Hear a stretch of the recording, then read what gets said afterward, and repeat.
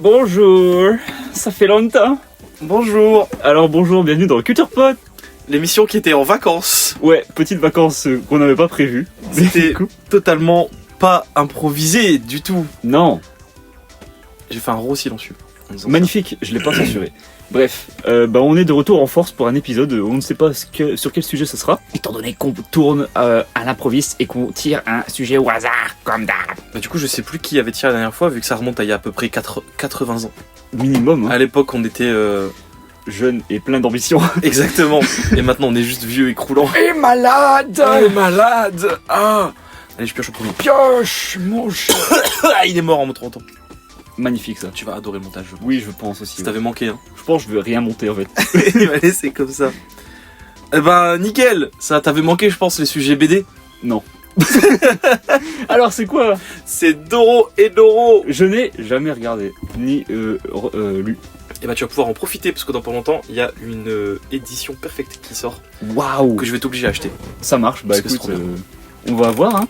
Du coup, de quoi ça parle Doro et Doro? C'est un manga qui a été fait par Kyu Hayashida Kyo. il y a longtemps.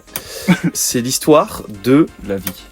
la vie. Le cycle. La vie. Et- la vie, ah, non, la on n'avait vie. pas le Non, même. c'est pas ça. Ouais. C'est sur Maestro. C'est l'histoire. Je suis fatigué. C'est pas grave. Ça fait trop longtemps qu'on n'a pas tourné, Maxime. Ouais. Je suis stressé, j'ai l'impression que c'est une rentrée scolaire. Non, tout va bien, tout va bien. Ah Calme-toi, respire. Ah Ok. Du coup, c'est l'histoire de. de Caïman, qui est un humain qui vit dans ce qu'on appelle Hall, qui est une espèce de décharge publique Ah ouais. des expérimentations des mages. Oh. Donc en gros, dans Doro et Doro, vous avez deux mondes. Vous avez Hall et le monde des mages. Et les mages utilisent les humains pour faire des expériences sur leur magie. Parce qu'ils découvrent encore leur magie, ils apprennent encore à utiliser leur magie. Mhm. Et en fait, les mages ne savent pas quelle magie ils ont tant qu'ils n'ont pas essayé sur des trucs. Ok, on est un peu des. Vas-y, continue. Hein. J'ai freeze avec le mot encore une fois. Bref, on est un peu des rats de laboratoire pour ces mages qui font des expériences sur nous. Exactement. Et du coup, on suit l'histoire de Caïman, qui est un homme à qui on a changé la tête en lézard. Donc, du coup, il a une tête de lézard, En caïman quoi. en Caïman. Et il essaye de découvrir qui lui a fait ça, pourquoi elle lui a fait ça, et pour potentiellement récupérer sa tête. Et il va faire ça accompagné de Nikaido, qui est Mikado Nikaido, qui est une cuisinière à Hall, et qui est aussi sa meilleure amie. Et ensemble, ils vont essayer de trouver qui est le mage qui lui a fait ça. Sauf qu'en fait, là où Doro Doro est vraiment cool, c'est que c'est un récit où tu suis plein de persos différents. Ah ouais. T'as notamment l'histoire de Nikaido et de Caïman, qui sont vraiment les persos centrales centraux à l'histoire. Sans trop de complications. Exactement. Et t'as aussi l'histoire de N, qui est un espèce de mafieux des mages. Genre, c'est un peu le Tony Montana des magiciens, qui maîtrise une magie basée sur les champignons toxiques et qui est ultra fumé. Du coup, est-ce qu'il a la haine? Il a la haine. En plus, ça colle bien. Il a la haine. Et qui lui cherche une compagne pour devenir une espèce de roi des mages, entre guillemets, qui est ultra puissant. Et qui du coup se compose d'une famille de mafieux, mais composée que de mages ultra pétés. Et dont deux de ses meilleurs éléments, qui sont un mec dont j'ai oublié le nom, Bernard? on va dire Bernard, et Noy, Non. dont je vais parler un jour Le Noy. dans mes vidéos YouTube, c'est sûr. D'accord. Qui sont du coup ces deux meilleurs éléments qui eux chassent Caïman et Nikaido parce qu'ils seraient potentiellement liés à l'histoire de N. Et en fait tout ça se regroupe et ça fait une histoire mais ultra violente avec plein de persos et plein de trucs qui s'entremêlent et l'histoire de un tel qui en fait est connectée à celle de un tel et qui vont se retrouver tout. Et c'est vraiment incroyable. Tout est lié. Oh non. Tout est lié et c'est fou. incroyable Doro Doro. Déjà graphiquement, ça envoie du pâté. C'est un style graphique mais j'ai jamais vu d'autres mangas dessinés pareil. C'est tout gribouillé, griffonné. Genre, il y a une vibe un peu Chainsaw Man, mais encore plus crade Ah ouais. dans le dessin. Ok. Tu vois, genre vraiment tous les persos sont vraiment crado. C'est ultra violent, sa grand-mère. Ça arrache des têtes, ça coupe des bras, il y a du sang partout. C'est bien gore. Donc c'est évidemment pas pour les enfants. Doro Doro. Ouais, bah oui. Hein. Les persos sont tous attachants et incroyables. Et c'est sûr que personne ne peut avoir le même perso préféré tellement il y en a et qu'ils ont tous... Vraiment chacun leur propre. Du coup, tu pourrais nous dire ton perso préféré. Moi c'est Noy. Bah, ça marche. C'est une meuf ultra badass, méga musclée, Qui casse des bouches. qui casse des bouches. Et son super pouvoir en gros, enfin sa magie elle est basée sur le soin. Et en fait du coup c'est une meuf qui peut soigner des gens et qui ressent pas la douleur. Ouais, Du coup, bah, elle est méga badass quoi. ça marche. Formidable. Voilà, et donc Dorohedoro, il y a tout ça de bien dedans, l'histoire est vraiment super bien ficelée, avec plein d'intrigues différentes qui se retrouvent tous, et l'enquête est vraiment passionnante à suivre. Et surtout, moi ce que j'aime beaucoup, c'est que c'est un manga avec une bonne fin. Oh. C'est dur à trouver des mangas avec des bonnes fins, parce que souvent les auteurs ils sont un peu poussés à terminer vite leur manga. Et en fait dans Dorohedoro, il y a eu une pause entre les tomes 20 il me semble, et 21, 22, 23 qui sont les 3 derniers tomes. Parce qu'en fait l'autrice, elle a eu un espèce de lâcher prise, genre elle voulait plus faire Dorohedoro, elle en avait marre, tu vois, ça l'a gonflé. Ouais. Et du coup elle a décidé de stopper Dorohedoro, alors qu'on est arrivé sur la fin du manga. Ok. Elle avait plus d'idées pour la fin, elle savait plus quoi faire. Et puis un jour elle a appelé ses éditeurs, elle a dit bah c'est bon, j'ai ma fin, je sais ce que je vais écrire, donc bah maintenant on reprend. Et du coup les gens n'ont pas eu de suite à Dorohedoro pendant je crois 4-5 ans.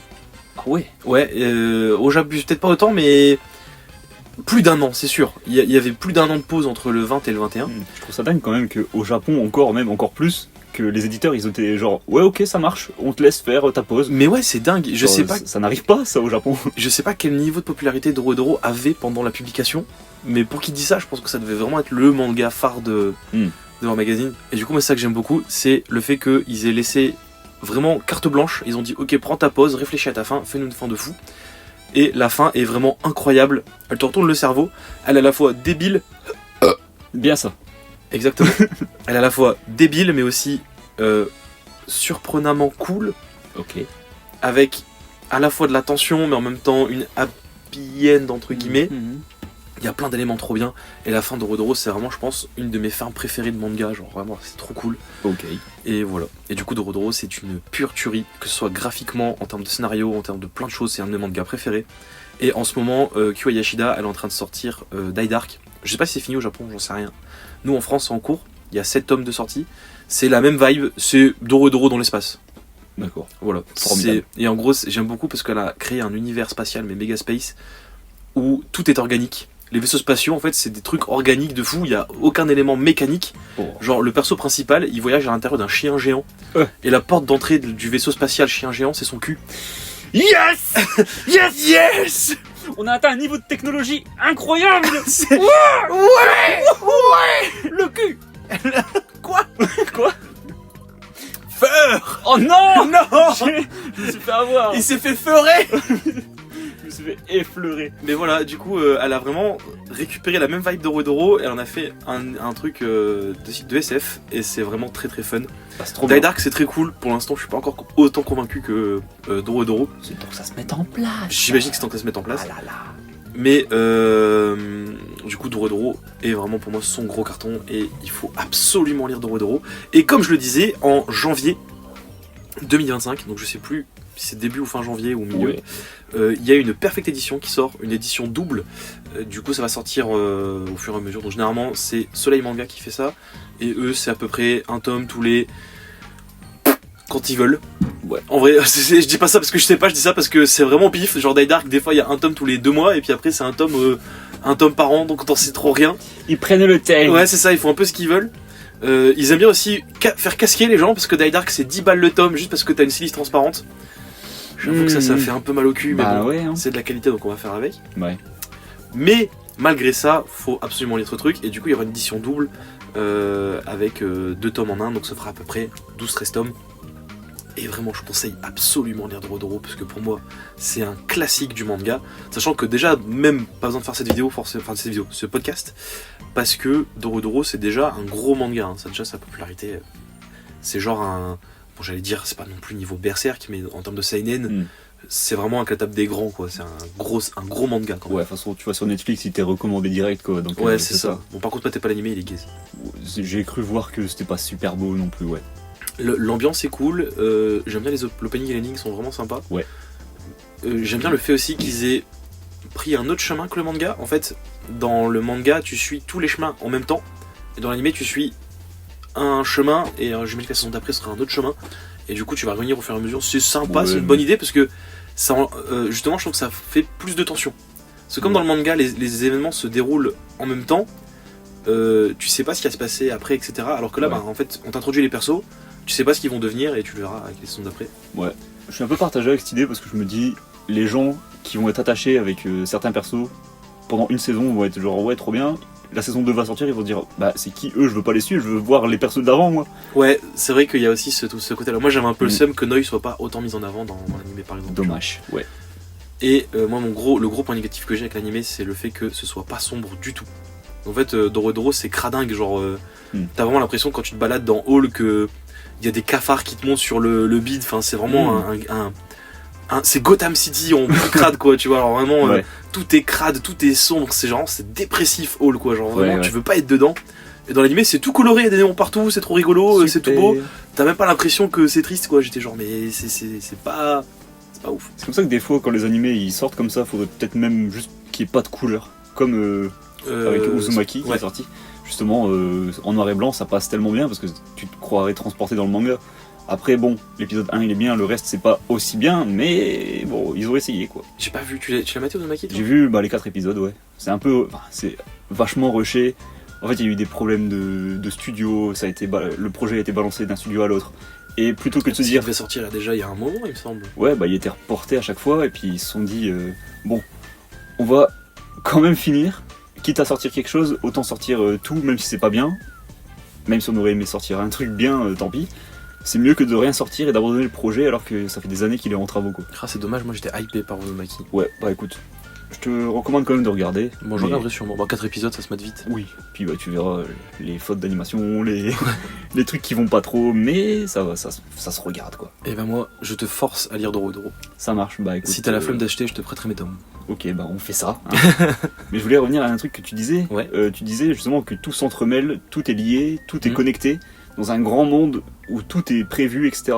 Je trouve ça dingue moi, parce que ben j'ai déjà voulu écrire des trucs et je comprends pas comment c'est possible d'avoir autant d'imagination pour tout relier, et pour savoir comment tout va se dérouler. Moi ça me fascine parce que j'ai Mais là, pas autant d'inspiration. quoi. non mais je suis d'accord, parce que c'est vraiment dingue, surtout en sachant qu'elle savait pas comment finir son manga. C'est-à-dire Ouais. qu'elle savait que tout était lié, qu'il fallait les réunir entre eux, mais elle savait pas comment le terminer. Et ce qui est fou, c'est que là, en fait, j'ai parlé dans le podcast et à toi, j'ai parlé de genre 4 persos, mais il y en a tellement plus. Parce Ouais. qu'à un moment donné, il y a un personnage qui va arriver, qui est lié à Caïman, et en fait, lui, on pensait qu'il était Osef, il disparaît pour une raison que je j'évoquerai pas à un moment donné du manga, puis il revient, et t'apprends qu'en fait, lui, il est lié à 4 autres persos, et donc, pendant 3-4 tomes, tu suis ces 4 persos-là sans voir ceux d'avant, et tu te rends compte en les suivant qu'ils sont liés à Caïman, qui était lié aux persos qu'on avait vu disparaître avant, qu'en fait, ces 2 persos-là étaient liés à un 3e perso qu'on découvre pendant l'arc, qui revient, qui va se lier à eux, mais c'est pas la même personne. Et en fait, là, quand je dis ça comme ça, t'es genre, mais quoi, ça n'a aucun sens. Et dans le manga, mais ça passe tout seul, je comprends tout Ouais. tout de suite. Enfin, c'est vraiment, ça passe parfaitement. C'est un truc de fou. Mais il y a trop de persos dans Doro, et contrairement à un manga comme One Piece, où tu vois un perso qui apparaît un coup, le nombre de fois où je vois des persos apparaître dans One Piece et je me dis oh putain je veux trop le kiffer, et je le revois plus pendant 1 milliard de tomes, et après je vois il a changé de gueule et je me dis mais c'est qui lui, avant de me rendre compte qu'en fait c'est le mec que je kiffais il y a 1 milliard de chapitres. Dans Doro, tous les personnages ont tous leur importance, vont tous briller à un moment donné, que ce soit avant, pendant ou après leur mort, et à chaque fois ils sont liés et ils ont tous leurs qualités, leurs défauts, et c'est trop bien en fait. Ça se voit qu'elle adore ses persos et qu'elle veut vraiment leur donner leur heure de gloire à un moment donné dans le manga. Bah incroyable. Hein. Parce que bah ouais, c'est fou d'avoir autant d'imagination en fait. Oui. Je trouve ça fou. Et je pense que c'est le gros souci que j'ai avec Die Dark justement, c'est que dans Die Dark, tu suis 4 persos seulement, et c'est tout. En fait, enfin genre après il y a un méchant qui apparaît, et il parle avec eux et tout, mais l'histoire elle est vachement plus bateau que Doro. Et en gros le délire c'est, en fait il y a 4 méchants, et les 4 méchants ils ont des super pouvoirs, et ils sont recherchés par les autres parce que leurs super pouvoirs ils sont dangereux, Oh et ouais. il faut les tuer. Oh tu Et te voilà, fous de c'est moi ça. ouais. Et je te jure. Oh non, c'est pas C'est par possible. Ah ouais bien. Ça c'est intéressant dans Die Dark, c'est qu'on suit pas des mecs gentils. Hein Moi j'aime bien, on suit vraiment des grosses raclures quoi, vraiment. Des fois t'as limite l'impression, bon, les gros méchants de Die Dark sont encore plus méchants que les 4 qu'on suit, mais t'as quand même l'impression que tu suis quand même des grosses crevures quoi, et ça c'est cool. Après vu le monde que t'as décrit, bon même si c'est pas Doro, vu que ça doit être similaire, à mon avis ça doit pas être un monde Ouais, super beau à vivre. Et dans Doro tu suis pas non plus des mecs sympas, hein, Mhm. mais vraiment dès le début du manga on te dit, là tu vas suivre des grosses merdes, hein. C'est vraiment des... En fait c'est genre... Connard 2 et Connard 3 doivent sauver le monde de Connard 12 quoi, tu vois, c'est un peu ça quoi. Ouais. Il y a 2 ou 3 persos qui sont foncièrement bons, mais sinon la plupart sont vraiment des grosses merdes quoi. Ok. Voilà. Très bien, bah écoute, vous avez votre petite recommandation. Hein. Est-ce que ça vous a hypé? Dites-le Lisez nous. absolument Doro et Doro. Lisez-le avec la perfecte édition qui arrive en janvier. Let's go. Let's go, youpidou, choupi. Choupi. Choupi. Nouveau sujet, je pense. Ok. On commence à partir en couille. Oui. Ouais, ça va. Hein. Alors, je fais frouche. Celui-là. Il a piqué le sujet comme un oiseau. Oh, c'est un gros truc, ça, toi, ça. Oh là. L'hygiène geek. Qu'est-ce qu'on en pense, Alexis? Qu'est-ce qu'on en pense? Oh là, attends, parce que du coup, on n'avait pas parlé dans l'épisode de... De Star Wars? Mais ouais. oui, mais en Ouais, fait, c'est l'épisode de Star Wars, l'hygiène geek, en fait. On en avait parlé. Et bim. Ouais, voilà. Écoutez, on vous renvoie à l'épisode de Star Wars, hein, dans lequel on en parlait de manière Non, assez... non, on va remettre les choses en ordre, peut-être, parce qu'on va on va nous prendre pour des grosses merdes. Même si Non. on l'est un peu quand même avec ça, mais Peut-être. bon. Mais en même temps, faites attention à vous, quoi. Je veux dire. C'est pas parce que vous êtes dans un monde où tout est beau, tout est bien et tout est lisse, que vous aussi vous l'êtes. Mais il vient d'où ce cliché? Bah, Parce que bon, pour les gens, Ouais, j'avoue. je pense qu'on va expliquer aux gens, genre, clairement, l'hygiène geek, c'est réputé pour pas être l'hygiène le plus irréprochable de la Terre, quoi. c'est vrai.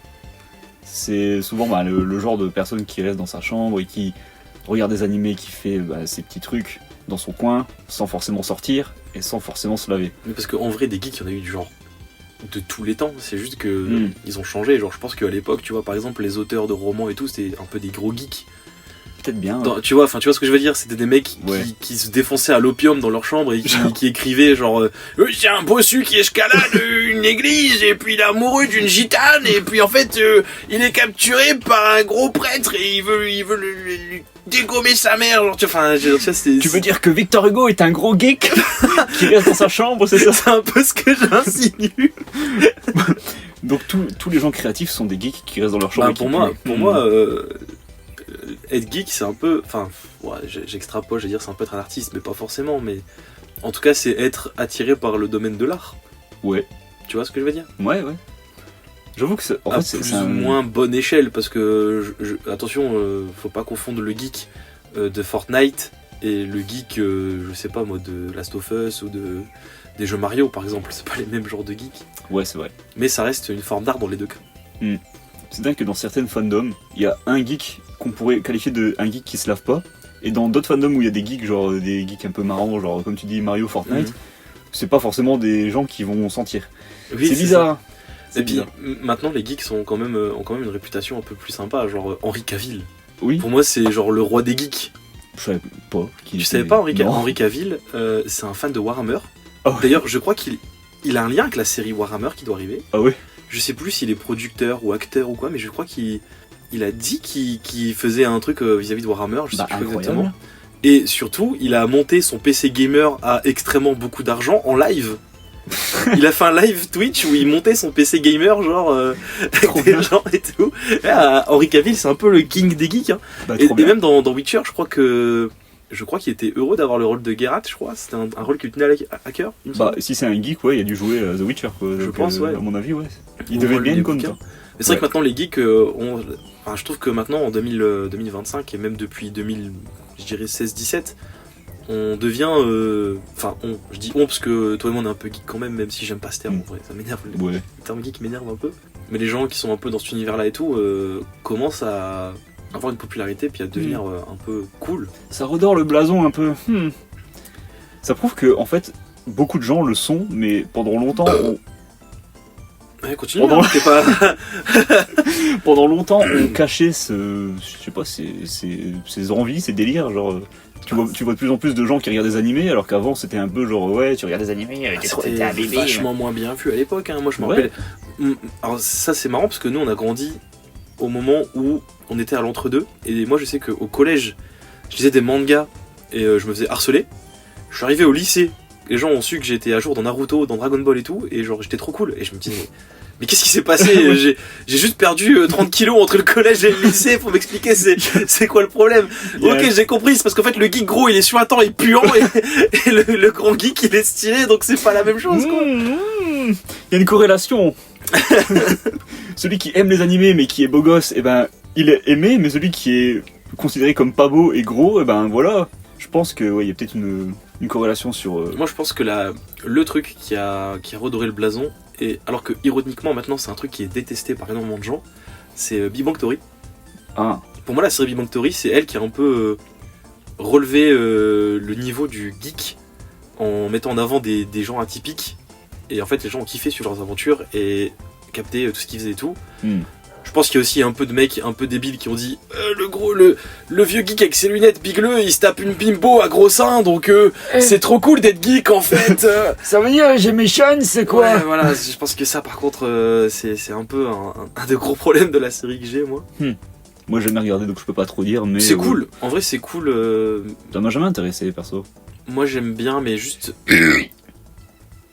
Tu peux y aller, hein, juste Big Bang Theory c'est un peu ce délire de la série qui va juste énumérer du fanservice sans trop de contexte. Genre tu vois, je te fais une scène au pif de Big Bang Theory. Vas-y. Il y a la bimbo à gros seins qui rentre dans une pièce. Oh. Elle voit les 4 geeks déguisés en super-héros. Oh. Et il y a le plus gros geek qui fait... en fait, je suis Flash et du coup, il m'a pas vu rentrer dans cette pièce parce que comme le dit le comics numéro 772 sorti en 1927, Flash est tellement rapide que personne ne peut le voir. Et là, il y a cliché raciste numéro 12 qui fait non, c'est pas vrai, parce que si tu regardes bien dans Justice League numéro 37, sorti en 1993, Flash se fait tabasser par Superman lorsqu'il revient des morts après son combat contre Megatron, et il est capable du coup de annihiler totalement de l'existence Batman, et donc par conséquent Flash, puisque maintenant c'est la même personne. Oh Et la ouais. bimbo fait j'ai rien compris, et les gens qui regardaient la série font j'ai rien compris. J'ai rien compris, Mais il y a ils des sont- rires en fond, et des gens qui applaudissent, du coup bah ils rigolent. Voilà. Yes. C'est un peu, c'est un peu le gros problème que j'ai avec Big Bang Theory, c'est que c'est un peu genre ils énoncent des facts sans truc derrière, et juste voilà il y a Ouais, et après il y a le mec qui arrive et fait Bazinga. ouais Bazinga. Bazinga. Et il y a le mec qui ressemble à un mix entre C3PO et une montre religieuse qui dit un truc. Sheldon, t'as jamais fait le lien? On dirait trop C3PO dans la gestu et tout. Qui s'est inspiré, écoute. Et voilà. Mais en vrai, c'est cool, genre concrètement, je regardais beaucoup quand j'étais gosse et tout, et genre je trouve que ça se mate toujours, c'est sympa. Ouais. Mais le gros problème que j'ai avec cette série, c'est déjà ouais, le fait que ce soit juste, bah il énonce un fait, il donne un nom de comics ou un truc qui est vraiment arrivé, hein, c'est des trucs qui viennent vraiment, genre c'est documenté hein, pour le coup, mais c'est balancé sans contexte, Ouais. sans rien, c'est juste pour dire regarde c'est un nerd, regarde c'est un puant lui il s'est pas lavé depuis 10 jours lui c'est un vrai fan de Star Wars connard. Les champignons qui poussent sur son nombril. C'est vraiment ça, tu vois. Et puis derrière, ils font. Et avec son hygiène irréprochable de gros geek qui pue, il va se taper la meuf super bonne d'en face. Alors que non, c'est comme ça que ça marche. Non, clairement pas. Genre, par pitié, faites des efforts Ouais. en termes d'hygiène. Ouais, Là, on a un peu vagué. beaucoup. Mais, Vagué. mais c'est tout ça pour dire que. Moi, je pense que Big Bang Theory, tout ça, ça a redoré un peu le blason. Mais il y a encore des gros clichés qui circulent. Hein. Déjà, dans mon entourage, à moi, je connais pas mal de geeks qui puent, hein, franchement. Ouais. Bon. Après, t'as le mérite d'être dans un club de jeux de société. Donc, Ouais, nous on a un club de puants, c'est pour ça. tu rentres là-dedans, t'es genre. Oh, je le sens chez moi. Où sont les fenêtres? Les quoi? Mais y a pas de lumière. Les quoi? Joins-toi à nous. Nous allons jouer une partie de jeu de rôle. Oh, Stain. C'est tellement imaginatif. On se lave dedans, tu imagines? Oh, je me lave d'imagination. Stain, deviens ce que ton pseudo veut dire. Une tache. Une grosse tache qui pue. Mais ouais, bah écoute, c'était. C'est quoi pour toi la combi geek qui pue le plus? À mon avis, c'est tout ce qui touche. Bah. Côté Star Wars, déjà. Star Wars, c'est pas mal déjà. Peut-être. Ça, c'est l'épisode à maintenant, c'est encore plus la haine que Star Wars. On est en train de juger des fandoms sur leur odeur. Oh, il faudrait faire une vidéo comme ça où tu. Genre, t'as. Tier list. 5 fans... Non, en fait, t'as 5 fandoms, 5 mecs 5 ou meufs qui sont là derrière une porte et tu fais. Ah, attends, ça c'est manga? Non. Oh, je sais, ça c'est Ça, c'est Stargate. Je reconnais le goût de curly dans l'air. Lui, il s'est pas lavé depuis 10 jours parce qu'il a enchaîné à la saison 12. Oh, ça sent le Dr Pepper. Oh. On est en train... Non, on donnera nos avis hors podcast. De toute façon, Sinon, on va s'attirer des foudres. de toute façon, je connais pas assez pour juger. LOL. Je pense que LOL, c'est des plus puants. Peut-être bien. Ah ouais, mais LOL, c'est pas mal. Hein. Bah, tu cuis dans Même ton- après Arcane, ils ont toujours pas réussi à comprendre qu'il faut prendre des douches. Hein. Bah, quand ils ont vu que Jinx, elle était pas très propre, ils se sont dit, ouais, c'est bon. Je peux lui ressembler un peu. Ouais, je pourrais la gérer, genre. Ah, Bon, est-ce qu'on passe au sujet suivant avant de trop partir en couille? ouais, Là, on est déjà pas mal. ouais, c'est un bon retour en force là. Ouais. Oula, le regard qui m'a fait. Bon, l'épisode, il va être long, je pense. Ok. Est-ce que t'es prêt? Non. Rayman 3 Let's go! Wow. C'est limite si on n'a pas fait le podcast juste pour ça. Bah, en vrai, alors, petite remise en contexte. Rayman 3 est un jeu vidéo du coup, et c'est le truc principal qui a fait que Alexis et moi sommes devenus amis. Ouais. Genre, on était dans la même classe en terminale. On était donc les deux seuls mecs de la classe. On s'est mis à discuter, genre, hey, toi, tu fais ça? Ouais, moi j'ai tout. Et puis j'aime bien ça. Ah, t'aimes bien ça? Est-ce que t'as joué à ça? Ouais, j'ai joué à ça. Et là, est-ce que t'as joué à Rayman 3? Ouais, c'est l'un de mes jeux préférés. Et on en a parlé pendant des heures de philo. Ouais. Ouais, c'était cool les cours de philo. Ouais, n'empêche. c'était court les cours de philo. C'était court les cours de philo. Waouh, waouh. C'était court avec toi, mec. Oh mec, j'adorais les cours de philo avec toi. Tu veux bien me filer? Je vais te filer mes... Non, attends, on était sur Rayman. Calmez-vous. Donc Rayman est un personnage du coup de jeu vidéo créé par Michel Ancel, qui a été donc créé genre, dans les années 90, qui est d'abord sorti le premier jeu sur Jaguar, qui ensuite était porté sur PS1, etc. Puis après il y a eu Rayman 2 qui a eu son petit succès, qui était une suite mais en 3D, Qui est très cool aussi. qui est très cool. Et donc ensuite suivi du coup le troisième jeu de principal, hein, parce qu'il y a plusieurs spin-offs, de Rayman qui est donc pour la première fois pas dirigé par Michel Ancel. Michel Ancel, il a été là juste pour donner des petites idées comme ça. Ah ouais, je savais même pas. Ouais, il bossait sur Beyond Good and Evil en même À ce temps. moment-là, ok. Ouais, donc il a fait le design de Rayman et il a donné quelques idées, je crois. Et c'est tout. Après, les gens, ils sont partis en sucette et de la bonne manière parce qu'il y a beaucoup à dire sur Rayman 3. C'est très ancré dans les années 2000 en tout cas parce qu'il y a eu beaucoup de références. Est-ce que tu penses qu'il y a besoin d'expliquer aux gens c'est qui Rayman? Bah, Rayman, c'est une emblème du jeu vidéo, donc je pense pas. Ouais. Je pense que tout le monde voit Rayman, c'est un petit bonhomme qui a pas de bras, pas de jambes, pas de Voilà. cou, et qui peut tirer ses poings très loin. En vrai, Ouais. c'est juste ça. Ouais, et il... Et encore, parce que il me semble que dans les premiers jeux, il jette pas ses poings. C'est genre des espèces de trucs magiques. Ouais, c'est dans le 2 ça. Parce Ah, que- c'est dans le 2, ouais. C'est dans le 2 parce qu'il pouvait pas animer, trouver ça d'une bonne manière pour animer. Tu gardes celui-là. Rayman du coup c'est un jeu de plateforme, hein, Rayman 3, jeu de plateforme en 3D, où on explore un monde fantasy un peu. Fantasy, fantastique. Fantastique. en Ouais, effet. voilà. Bah, c'est féerique, mais dark un peu quand même. Dark un peu, Moi, c'est ça que j'ai beaucoup aimé dans Rayman 3. mais il y a quand même un bon gros mélange d'humour. On va peut-être expliquer le scénario pour que les gens comprennent peut-être Ouais. le truc. Donc Rayman 3 commence alors que Rayman et son ami Globox sont en train de dormir. Et puis d'un coup... Tu fous, c'est purée.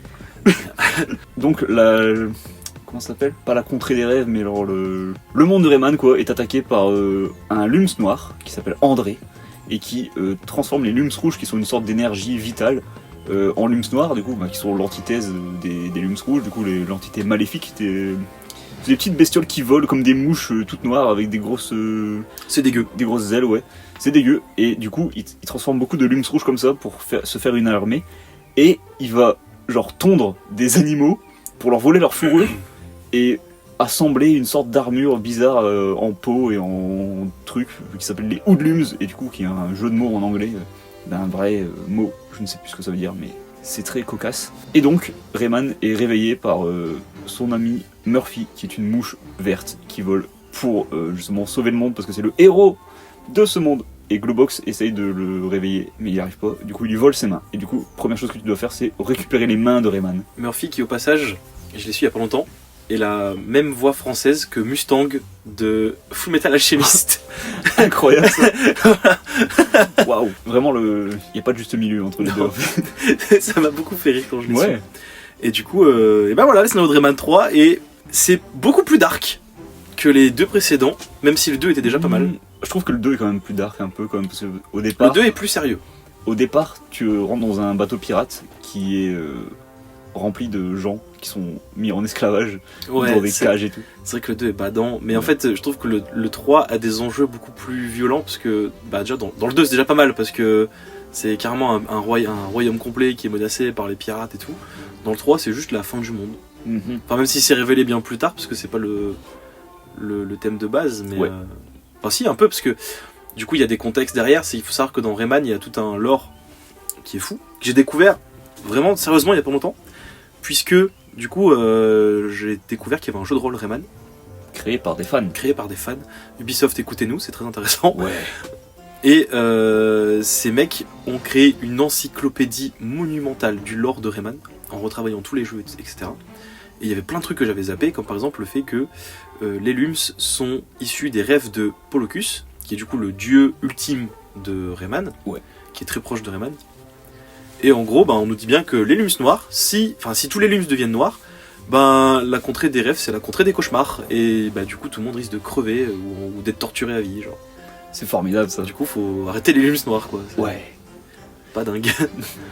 Donc le but c'est d'arrêter André, sauf que ce qui est cocasse dans Rayman, bon c'est un mini spoil parce que ça arrive vraiment au début du jeu, mais André, en essayant de toucher le cœur du monde et du coup détruire le monde par conséquent, est avalé par Globox.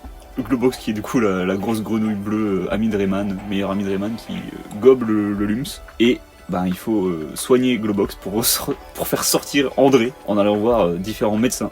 Qui sont représentés par des petits êtres, donc c'est des petits bonhommes tout blancs, avec un gros nez, mais qu'on sait pas trop si c'est un nez ou une barbe, des fois c'est un peu chelou. Ouais, c'est compliqué. Voilà, et du coup, chaque médecin va essayer de soigner Globox grâce à sa médecine traditionnelle à lui.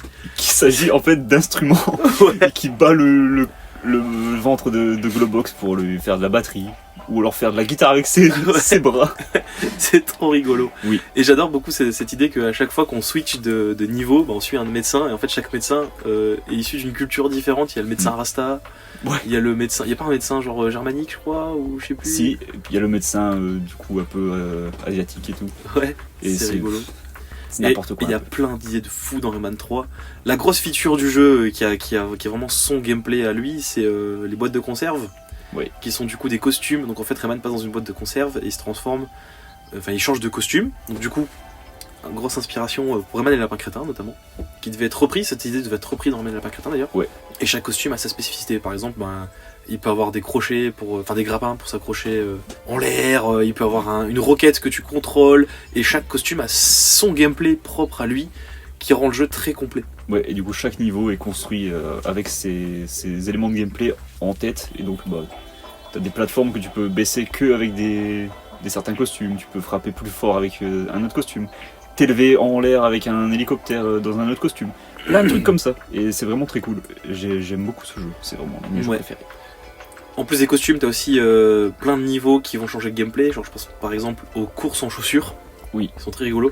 Qui devaient être une feature multijoueur dans Rayman contre le Lapin Crétin d'ailleurs. Eh ben, On devait on était censé pouvoir jouer. Alors là, vous allez voir que je vais avoir trop le seum parce que le Lapin Crétin aurait dû être un jeu de fou. Oui. Et à la place, c'est devenu un party game un peu gaze. ouais. En vrai, non, c'était cool, mais c'était pas ce que je voulais quoi. Ah, c'est clair. Et du coup, il devait y avoir une feature multi de course de chaussures dans Rayman contre le Lapin Crétin. Trop bien, ça aurait été Pour trop reprendre cool. ce plan de gameplay là. Ouais. Il y a aussi justement les moments où on switch de niveau qui sont en fait en gros Rayman qui passe dans une faille spatio-temporelle et qui doit faire du skate sur des rambardes en chopant un maximum de points. Ouais, où c'est vraiment super psychédélique. C'est ultra psychédélique, c'est trop cool. Genre si vous êtes épileptique, je pense pas que vous devriez jouer à ce jeu. Ouais. Oublions pas les boss non plus qui sont tous ultra inventifs Ouais. avec chacun un gameplay trop cool.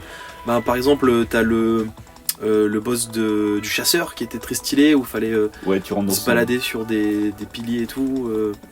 le chasseur, ouais.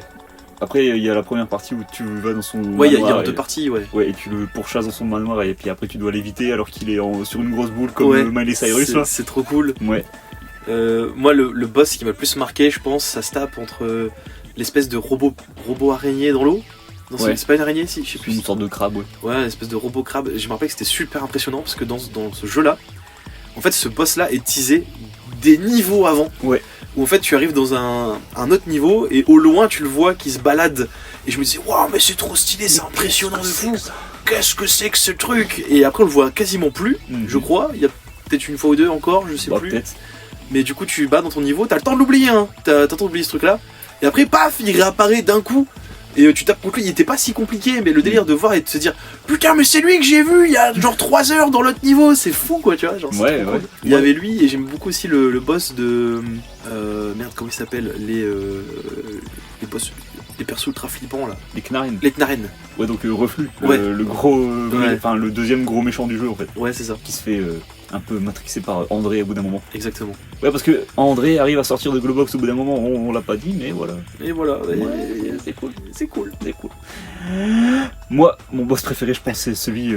Vraiment, je pense, c'est le premier boss où t'arrives dans une sorte d'arène et puis. Il y a Oh oui, c'est trop cool. C'est une sorte de. En fait, c'est un Hoodlums tout seul qui commande une sorte de grande paire de jambes et tu dois l'éviter, tu dois allumer des petits trucs pour faire spawn une canette de pouvoir là, pour lui tirer dessus. Et une fois que tu l'as battu, et ben tu prends le contrôle de ses jambes et tu écrases tous les Hoodlums et c'est trop drôle. C'était trop cool. Et puis en plus, il y a un commentateur de foot qui commente au-dessus. Genre, il y a trop d'idées de fou en fait. On n'a pas parlé non plus de la campagne de com qui était dingue sur Rayman 3. Ouais, ouais, ouais. Notamment dans le jeu, on pouvait avoir accès à des contenus exclusifs en payant de la monnaie du jeu, parce qu'à l'époque c'était pas encore l'argent qu'on devait mettre dedans, tant mieux d'ailleurs. Ouais, Ubisoft, hein, on sait ce que Ouais, vous avez ouais. décidé de faire après. On vous connaît Ubi. Et du coup à l'époque en fait dans Rayman on pouvait accumuler des gemmes, et en fait avec ces gemmes là on pouvait acheter du bonus in-game du coup. Et il y avait notamment accès à toutes les campagnes de pub du jeu qui étaient absolument monumentales, et Ouais. c'était trop cool, et c'était ultra provocateur genre. Ouais. Il y avait plein de vannes à propos des Hoodlums qui pétaient la gueule à Rayman, ou genre Ouais. Rayman qui jugeait sur eux. Il y avait des trucs méga dark, genre je me rappelle d'une pub où c'était une vache et genre les Hoodlums s'amusaient à exploser la gueule d'une vache. Il y a beaucoup de trucs comme ça où ils voulaient justement montrer qu'ils s'entraînent contre Rayman en faisant en sorte que les animaux c'était Rayman et du coup Oui. ouais, c'était très bizarre. Et ça a été repris après avec Lapin Crétin, mais c'était vachement moins bien fait du coup malheureusement. Ouais. Enfin même si au début c'était cool, mais c'est... En fait je trouve que Rayman contre Lapin Crétin c'est à partir du deuxième que ça a commencé à être moins cool, parce que genre Rayman contre Lapin Crétin avait quand même toujours cette vibe Raymanesque. Oui. Je la ressentais moi dans Rayman contre Lapin Crétin. Bah ouais, Et c'est après, à partir du 2, que ça a commencé à disparaître un ça a peu. disparu, bah les gens étaient plus intéressés par les lapins que Rayman. C'est ça. Sachant que Rayman en plus avait pourtant, moi j'ai beaucoup le fait que ce soit une mascotte de jeu vidéo qui était vachement plus, un peu comme Sonic à l'époque. Il y avait ce côté rebelle. Ouais. C'était le perso plus des ados que des enfants, qui parlait plus aux joueurs de 15-16 ans qu'aux plus petits quoi. Bah c'était la période où justement quand t'avais genre dans les années 90 Crash Bandicoot, Spyro et tout. Ouais c'est ça. Au bout d'un moment dans les années 2000 ils se sont dit ouais en fait on va faire un truc un peu plus dark comme Jack, je pense Oui. surtout à Jack et Daxter. Et justement je trouve ça drôle que tu dises que ça parle plus aux ados parce que on parlait de campagne de pub, mais moi les vraies pubs qui passaient à la télé, je sais pas s'il y en avait en France, mais il y en a une en particulier que j'ai vu sur internet qui m'a fait vraiment rire. C'est genre, il y a deux mecs qui sont sur une montagne en train de pisser, et ils écrivent leur nom avec leur pisse. Il fait hé regarde. Et là tu vois marqué Steve avec de la neige jaune et tout, et puis là, tu vois qu'ils se retournent, il y a un bruit, tu fais genre. Ils regardent, ils sont genre waouh. Et puis là tu vois Rayman qui fait genre en remuant ses sourcils. Oui, et genre, oui, je me il est rappelle. marqué Rayman en jaune sur Oui. toute la montagne. Genre, en mode Rayman il a pissé son nom comme ça. Alors qu'il a même pas de sexe au final. Alors pourtant c'est drôle parce qu'il y a une affiche où c'est beaucoup de personnes utilisant des urinoirs, et puis t'as Rayman comme ça qui regarde la caméra derrière lui, qui faisait mine de C'est vrai. de se tenir le membre. Et il est marqué genre Le Raymembre. le Rayman. il est marqué genre pas de bras, pas de jambes, grosses features, donc pas gros membres en fait. On va dire. Et vraiment, j'aimais trop le fait que ce jeu était ultra subversif. Moi, il me fait penser un peu, par moment, à Mario Striker Charge Football. Ouais. Il y a un peu cette vibe de... Les jeux d'avant étaient quand même assez colorés, machin. Il y avait une vibe très cool à jouer et sympatoche et je sais pas, genre fantastique, marrant, tu vois. Ouais. Et quand Rayman 3 est arrivé, ils ont dit non, mais nous on en a rien à foutre, on fait de l'humour noir, on a plus rien à foutre. André il fait des vannes d'alcooliques, Globox il est bourré en buvant du jus de raisin, on est clairement conscient que c'est pas du jus de raisin en vrai, tu vois. C'est ça. Même, je crois que. Il y a même les Hoodlums, ils ont des insultes vénères, je crois, par moment, non? Non, c'est les Knarren, ils ont. Il y a les Knarren font peur, mais il me semblait que les Hoodlums, c'est Non, des taclés aussi, il me Ouais, semble. mais les Hoodlums. des fois, justement, les Knarren ils sortent des trucs genre. Ah, les Knarren, c'est hardcore, hein. Quand ils parlent de leur capuche, parce que ouais, ils ont des capuches, à un moment, tu t'avances, tu montes une tour, t'entends. La mienne est plus grosse que la tienne. Ouais, mais la mienne est bien plus longue. Et après, t'as un mec qui fait. Vous allez arrêter de parler de vos capuches. Il y avait plein de vannes comme ça. Et même ce passage-là, parce que du coup, dans les Rayman, il y a toujours. Enfin, en tout cas, dans le 2 et dans le 3, je sais plus dans le 1, il y a ça, mais il y a un niveau plus dark que les autres. Mm. Et dans le 2 notamment, il y avait le niveau avec, j'ai oublié son nom, mais le gardien de trésor là. Ouais. Un truc en Jeannot, je crois. Jeannot, ouais, Jeannot.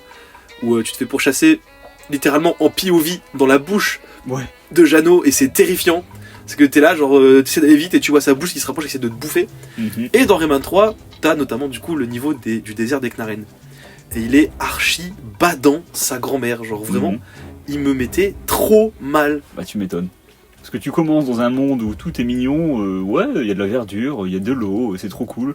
Oh, t'avances, oh, c'est féerique, c'est idyllique et tout, et d'un coup, brah, dans le désert, il fait tout rouge, il n'y a pas de musique, tout est sombre, tu touches le sol, tu sautes parce que c'est trop chaud, tu perds de la vie, tu dois faire des plateformes en plateforme pour sauter, et d'un coup, tu rentres dans une bouche énorme d'un crâne avec des pointes, et tu tombes, et l'eau elle est verte, elle est toute dégueu et tout, ah, c'est effrayant. Et puis tu te balades et là d'un coup t'entends un truc du genre lui manger les os, se nager dans ses tripes, Sucer les yeux. c'est terrifiant. Et là t'as le premier Knarren qui arrive, c'est un grand mec de 2 mètres qui essaye de te bouffer, tu lui balances un coup de poing et tu vois qu'il bronche pas. Et tu commences à paniquer et tu cours et là tu vois qu'ils sont pleins et tu paniques encore plus. Ouais. T'as 8 ans, tu fais des cauchemars. Ouais, bah ouais. Surtout qu'avant, quand tu libères des petits êtres, du coup, bah, dans des cages, ils te disent. C'est le seul moment, enfin, l'un des seuls moments où c'est vraiment intéressant au niveau du plot, quand tu libères des petits êtres comme ça, qui te disent. Oh, les Knarren, machin, ce sont des êtres qui vivent dans les souterrains et tout, ils sont intuables et tout, donc tu ne peux pas leur faire de dégâts, machin. Et t'es genre, hein, quoi? Première fois qu'il me parle, lui, qu'est-ce qu'il me dit? D'habitude, il me dit, ouais, faut que j'aille finir mon yaourt. Ouais. Et là ils sont en mode on va tous crever. Et là, ouais, bah justement, tu dois aider Globox parce qu'il se fait enlever par eux. Donc tu te dis, bon, ben, il va falloir que j'aille dans les souterrains pour sauver mon pote, quoi. Exactement. Ah ouais! Et ouais. Et voilà, et du coup pour toutes ces raisons, Rayman 3 est un de mes jeux préférés. Ouais. Un des tiens aussi. Ouais! Et d'ailleurs, tu m'avais dit qu'il y avait des rumeurs comme quoi il devait y avoir potentiellement un remake ou un remaster. Ouais, il y a des rumeurs comme quoi il y aurait un remaster de Rayman 3 qui sortirait avant un remake du 2. Donc remake vraiment refait À 100%. de 0 à 100.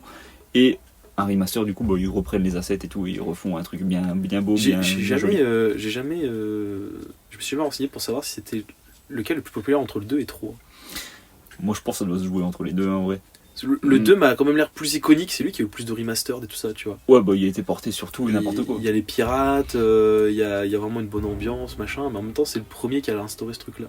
Ouais. Et puis c'est celui de Michel Ancel, donc peut-être que c'est aussi son petit bébé, donc il y a peut-être aussi cette volonté de le remaster d'un peu plus que le troisième. Les rumeurs disent qu'il y aura les deux. Mais en tout cas, le 2 sera le gros jeu, quoi. Le 3, ce sera juste un petit port comme ça pour ramener de la thune, hein, parce que Ubisoft, ils adorent ça. Bah t'inquiète pas que je prendrai le 3, mais pas forcément le 2, je l'ai déjà en 1 milliard de versions. Ouais, bon, on verra bien hein, ce qu'ils sortent avec le 2, si jamais ils font un truc bien mieux. À mon avis, oui. Hein. Bon, je pense. J'espère pour eux, parce que là, Ubisoft, c'est un peu la merdasse. Ouais, tant qu'ils nous sortent pas un truc par chapitre, genre tu joues le premier chapitre gratuitement, puis après tu payes. Comme ça non plus, mais je vois bien venir, genre s'ils veulent faire des rajouts de costumes ou quoi, ouais. Ils feront payer. Paye pour utiliser ton costume quand tu veux. C'est plus trop ce que c'était Ubisoft. Ouais. C'est vrai qu'on n'a pas parlé de l'après Rayman 3, Bah, que moi j'ai trouvé un peu décevant. L'après Rayman 3. Autour de la licence Rayman. Parce que du coup après on a eu les lapins crétins, Bah ouais. qui je trouve étaient quand même ok. Je pense que ce jeu se prend plus une vague de haine parce que justement les fans de Rayman ont le seum que ce soit à cause de ce jeu là qu'on n'ait plus eu de Rayman 3D derrière. Mais en vrai, je trouve que Rayman 1 était ok pour un party game, attention, hein, c'était pas non plus le jeu du siècle, mais bah moi je m'amusais bien avec Rayman, surtout que dans Rayman contre Lapin Crétin, il y avait quand même un semblant de scénario. Oui. Qui est pas incroyable Oui, non oui. plus, faut pas déconner, mais il y avait ce délire on pouvait se balader dans la prison et qu'en fait, plus on gagnait des mini-jeux, plus Rayman avait droit de liberté, puis Ouais. il pouvait se balader, Ouais, c'est les vrai. costumes c'était rigolo. Ouais, j'aimais bien aussi. Il y avait les niveaux de fin où on devait tirer sur les lapins en version rail shooter qui était cool. Ouais. J'aimais bien ces niveaux-là, tu vois. Ouais, j'aimais beaucoup aussi ce jeu, mais quand tu vois le trailer qu'il y avait eu à l'E3, Oui, ça n'a rien à voir. c'était déçu. Et d'ailleurs, on en parle de temps en temps quand on se voit, mais il y a un Rayman contre Lapin Crétin qui est fait par des fans qui Ouais, est arrivé bah, et justement, qui devrait ressembler à celui d'origine. Ouais, parce que ils ont leak les codes du 4 qui était censé sortir, et ils ont réussi à retravailler un peu tout autour en recréant les niveaux et tout, en refaisant des assets et tout. Et ouais, bah on verra bien ce que ça donne, ça a l'air cool. Ça a l'air très cool, j'aimerais bien le tester. Et du coup, on a eu Rayman contre Lapin Crétin qui était sorti sur plusieurs plateformes, notamment sur Game Boy, et c'était incroyable sur Game Boy. Game Boy et sur DS aussi. Et sur DS, et j'ai- ça reprenait vraiment le scénario qui aurait dû y avoir dans le premier, enfin dans Ouais. l'original. Et ça déprime encore plus du coup de jouer à ça en se disant Mm. qu'on aurait pu avoir ça en 3D. Ouais. Et après il y a eu du coup quasiment que de la licence Lapin Crétin. Bah ouais, pendant t'as des plein de années. jeux comme ça, jusqu'à la Renaissance 2011 je crois, Ouais. où il y avait Rayman Origins qui, comme son nom l'indique, ne reprend pas du tout les origines de Rayman. Exactement. C'est pas les prémices de Rayman, non, c'est juste retour aux origines, retour à la 2D. Du coup, Voilà. la suite de Rayman c'est en 2D. Qui était cool, mais moi je suis plus fan des Rayman 3D, j'avoue, que Pareillement. des Rayman 2D. Mais il se fait Origins. Et après il y a eu Legends, où là par contre j'ai rien compris à Rayman Legends, j'avoue. Ah ouais. Moi j'ai rien capté à Rayman Legends. Le scénario il doit se faire avec les tableaux, parce que genre vraiment je comprenais pas le scénario du jeu dans Legends. Dans Legends du coup. Parce que moi dans mes souvenirs dans Rayman Legends, moi je me rappelle que j'avais popé à un endroit, je devais sauter dans des tableaux, je faisais des niveaux et c'est tout. C'est vrai Il n'y avait pas d'histoire. J'ai et- plus ça en tête. Et après on voit la barbare, je sais même plus d'où elle vient, genre les fées, les barbares et tout, j'étais genre mais c'est qui d'où ils sortent? J'avoue. Je sais plus si c'est dans Origins ou pas. Je sais plus si dans Origins c'est le moment où justement ils dorment sur l'arbre puis ils font du bruit et du coup ça réveille les morts et du coup les morts ils envahissent le monde des vivants et du coup Rayman il doit les battre et puis après il se rendort, ou si c'est dans Legends, mais Je sais plus. dans tous les cas à ce moment là Rayman n'avait pas une Ouais, grosse hype. emphase sur le scénario. Oui c'est ça. Ils sont cool, je pense que ça peut être sympa à jouer, mais c'est pas Mm. ceux que je conseillerais moi Ouais, personnellement. moi j'ai adoré Legends, ouais, Legends, j'ai vraiment beaucoup aimé. Ouais, moi j'avais bien aimé aussi, mais c'était pas non plus, ça m'avait pas convaincu à 100%. Après Rayman, il a eu des apparitions par-ci par-là, je crois, c'est tout. Il est sorti ou pas? Il devait y avoir un DLC avec Mario et Rabbids. Mario ouais. Rabbids, ouais. Ouais, il est sorti, et puis j'ai pas joué, mais j'ai vu du gameplay, ça a l'air sympa. Ok. Il a aussi eu droit à une apparition dans Brawlhalla, Bon, là, ouais. où c'est sympa de jouer avec Rayman. Et c'est tout, je crois. Il était en trophée dans Smash Bros. Ouais, Mm. ce qui a foutu ça à beaucoup de gens qui Ouais. espéraient le voir dedans. Bah ouais. Et ouais, je suis pas sûr qu'il y ait eu d'autres trucs, mais en tout cas, c'était un rôle mineur si c'est ça. Ouais, et c'est un peu triste qu'après avoir fait Rayman 3, il est sombré dans l'oubli des gamers, malheureusement. Ouais, ouais. Notamment que dans Rayman 3, en plus, Murphy, la dernière phrase qu'il dit, c'est ouais, on se revoit dans Rayman 4. Ouais, en plus, C'est genre, ça n'arrivera jamais. Mais là, ça va peut-être arriver, on verra bien. On verra Parce bien. qu'il y a des rumeurs comme quoi il y aurait des trucs en projet avec Rayman. peut-être juste le remake du 2, peut-être juste le remaster du 3, on verra bien, mais s'il y a une suite, ce serait pas mal, quoi. Oui. Ubisoft, il faut cook, s'il vous plaît. S'il vous plaît, Ubisoft, cookez des trucs intéressants. Nous avons faim. On en a marre de... Faites-nous à manger. On en a marre de Skull and Bones. Skull and Bones, le jeu de con. Qui a duré 10 ans en développement L et qui au final t'as Yves Guillemot qui nous dit ouais c'est le premier jeu quadruple A mon frère, c'est moins bien que Sea of Thieves. T'abordes un bateau, hop, allez, il n'y a pas d'abordage, c'est juste t'appuies sur un bouton, Allez hop. on les a pillés. On les a pillés. Trop bien. Nickel. N'oublions Super. pas non plus Star Wars Outlaws qui a l'air de bien marcher vu que plus personne en parle depuis la sortie. Ça, je peux pas me prononcer, mais en vrai, ça m'étonne pas que ça bide quoi. En vrai, j'attends surtout Assassin's Creed Shadow, que j'ai pas forcément joué Day One, mais au moins mater un peu du gameplay et tout, voir si c'est intéressant. Ouais. Parce que de ce que j'ai compris, ils ont changé pas mal de trucs autour de la licence Assassin's Creed. Mais le problème, c'est que la dernière fois qu'ils ont fait ça, c'était avec Assassin's Creed Origins, et moi je fais partie des rares personnes qui ont vraiment détesté Origins. Donc on verra bien. Voilà. Moi, Bref, j'ai jamais vraiment accroché à Assassin's Creed. c'est cool, mais j'étais très fan avant, je le suis beaucoup moins maintenant. Bref, Ouais. moquez-nous du Rayman par pitié Ubisoft. S'il vous plaît. Et mettez pas des microtransactions chiantes, ou alors des Battle Pass, ou alors des trucs comme ça. Vous voulez faire payer les gens, mettez des skins de cons, ça sera très bien. Ouais. Vendez-les 46€ et ne faites pas chier. Les fans de Rayman sont tellement désespérés, ils achèteraient n'importe quoi. Oui, Notamment le jeu de société qui va sortir cet c'est été. vrai. Ouais, le jeu de société. Fait par Ubisoft, je crois par contre ça. Non, c'est par Flyers Game. Ah, c'est Flame, ok. Ouais, voilà, il y aura un jeu de société qui va sortir qui a l'air cool avec des figurines très très stylées. Ouais. Et moi, pareil, je taffe sur le. Enfin, je taffe. Je lis le jeu de rôle Rayman en ce moment qui est fait par des fans et que vous pouvez trouver gratuitement sur le net aussi. Je sais plus c'est quoi le nom exactement, mais vous tapez jeu de rôle Rayman, vous allez retomber dessus et il y aura un lien Discord pour avoir toutes les infos qui est très complet. Formidable. Bah écoutez, c'était un très bon épisode. Exactement. Un mot de la fin, Maxime. Un gros membre. Rémembre. Rémembre.